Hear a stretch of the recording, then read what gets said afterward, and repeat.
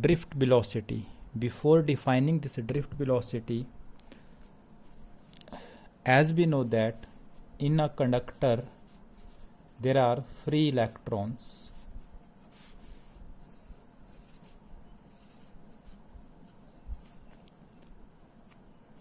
Let U1, U2, U3, U4, so on Un be their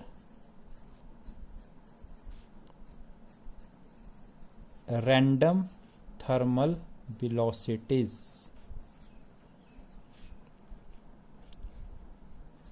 of an electron. So as we know that in a conductor there are free electrons. Conductor में free electrons होते हैं जो randomly move करते रहते हैं. क्यों move करते रहते हैं, कहाँ से एनर्जी मिलती है? Thermal, due to the temperature, जो रूम टेम्परेचर है उसकी वजह से एनर्जी मिली है. And corresponding to this energy let U1, U2, U3, Un be their thermal velocities. So what is the average thermal velocity? Average thermal velocity कितनी है इन इलेक्ट्रॉन्स की? So average thermal velocity that is U1 plus U2 plus U3 plus UN by में N that is equal to 0. Average thermal velocity क्या रहती है? 0 रहती है. क्यों? Because they are moving randomly move करते हैं. As a result of this एक दूसरे के अपोजिट, या कोई पॉजिटिव है कोई नेगेटिव है, तो एवरेज वैल्यू जो है वो 0 हो जाती है. Now what happens when the potential difference is applied across this conductor? इस कंडक्टर के अक्रॉस अब हम पोटेंशियल डिफरेंस अप्लाई करते हैं. बाहर से हमने इसको सेल या बैटरी से कनेक्ट कर रखा है. Corresponding to this let this one end become positively charged and this one end is at negative potential. बाहर से हमने कोई पोटेंशियल अप्लाई कर रखा है इस कंडक्टर के अक्रॉस. अब क्या होगा? Now what happens?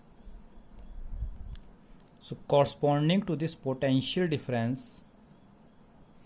an electric field is set up across the conductor. Potential difference के across electric field set up हो जाती है because we know that E is equal to minus dV by dr. क्योंकि हमें पता है E क्या होता है? Electric field is equal to negative of gradient of potential. So electric field set up across this potential difference E is equal to V by L. ये field setup हो जाती है. Corresponding to this field, due to this field क्या होगा? Negatively charge electrons inside the conductor experiences the force. How much? So force on each electron, force on each electron F is equal to E into E, और vector form में लिखेंगे minus E into E, according to which concept? F is equal to Q into E. हर electron के ऊपर इस relation के according force लगना start हो जाएगी in the direction opposite to that of the field, field से opposite. As a result of this force each electron get accelerated. So how much is the acceleration produced in each electron? According to Newton second law A is equal to F by m. So each electron get accelerated by this value. Her electron आपका accelerate होना शुरू हो जाएगा.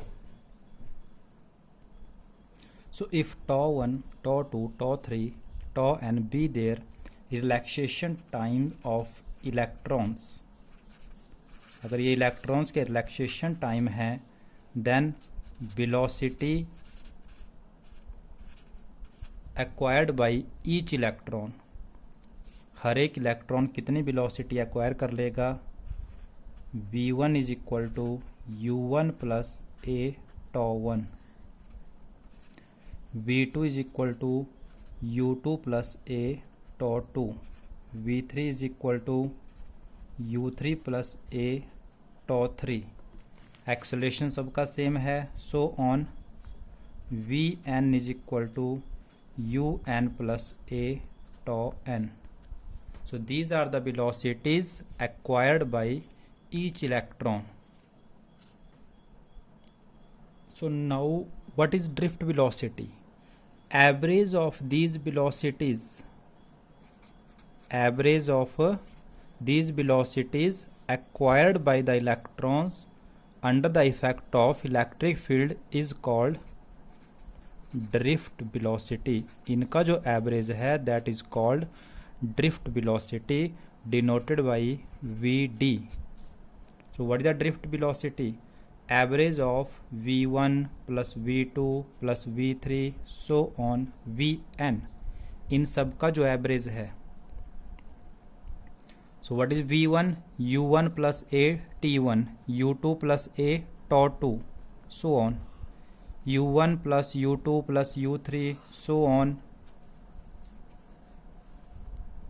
Divided by n, plus में a τ1 a τ2 a τ3 a τn, a common लेके what is this one, u1 plus u2 plus u3 average thermal velocity which is 0, so this one become 0, and a average time, average relaxation time, but we call this average relaxation time, a into tau, drift velocity।